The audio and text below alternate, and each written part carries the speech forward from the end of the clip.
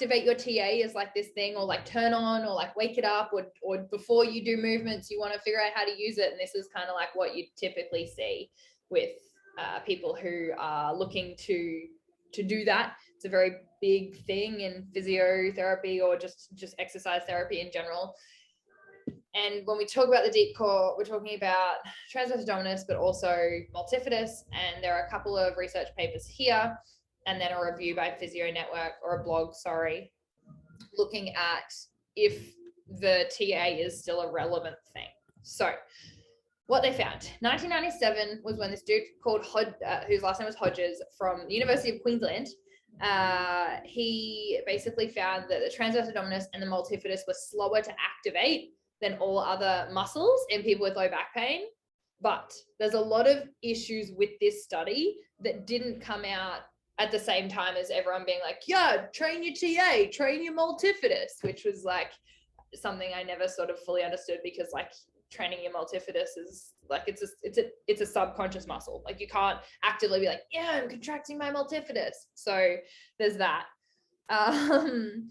You have a little bit more conscious control over your transverse abdominis. However, the issue with this study in particular showed that the research was cross-sectional in design. So a cross-sectional study design is where basically like you have back pain, I don't have back pain, and we're going to test.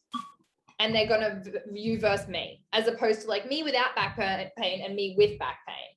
Yeah.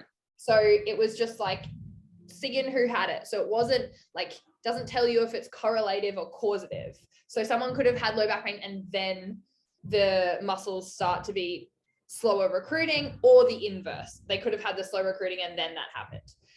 They also only showed a 20 to 50 millisecond delay in these muscles, which is apparently super important, which I disagree with. And like the clinical relevance of like, oh, that half second that you took to not activate that multifidus is gonna get you low back. So I don't necessarily agree with that either.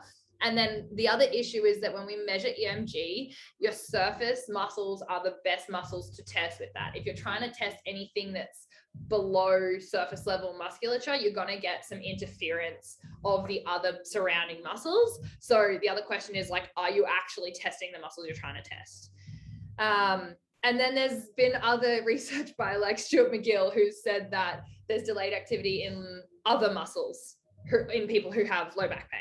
So like maybe it's just all the muscles have delay, and this just one study happened to show that apparently these deep muscles do, based on how they tested deep EMG, and apparently a 20 millisecond delay is clinically relevant. So that's my rant on that. And then we come to like whether you draw in or you brace. So this like drawing in and sort of like, you know, like trying to do what you generally think of like, you know, the T-zone or whatever with your transverse abdominis and bracing that, it will recruit your deep muscles, but it actually reduces the recruitment of any other trunk core bracing stabilizers. And it's therefore less overall effective for recruiting the core as a unit.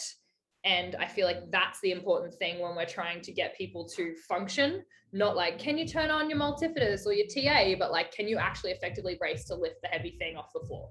Bracing, on the other hand, which is like a Valsalva maneuver, which doesn't have to be that intense, contracts all of the muscles, including multifidus and TVA, and is also helpful for heavier loads. And then the side note to that is that most tasks, including lifting up to 30 kilos, only requires 4 to 8% of the core's maximal voluntary contraction to sufficiently stabilize the spine. And generally it happens subconsciously. So that's my rant about why I think TA training in isolation is a waste of time.